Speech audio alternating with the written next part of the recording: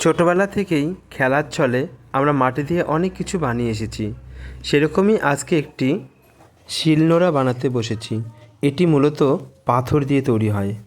বর্তমানকালে mixture মেশিনের বেশি প্রচলন হওয়ায় এই শিলনোড়ার ব্যবহার অনেকটাই কমে গেছে।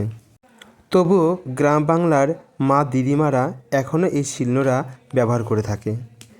এটি মূলত বিভিন্ন রকম মশলা পেশাই করার জন্য ব্যবহার হয়।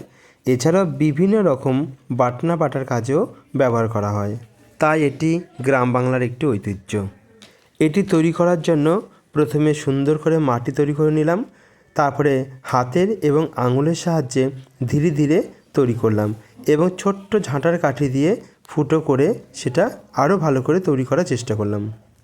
এই হাতের কাজটি টেকসই করার জন্য আগুনে পুড়িয়ে নিলাম এবং সেটি অনেক শক্ত হয়ে গেল। আমি এটি মূলত ঘর সাজানোর জন্যই বানিয়েছি। কেমন হলো তোমরা অবশ্যই জানিও কিন্তু।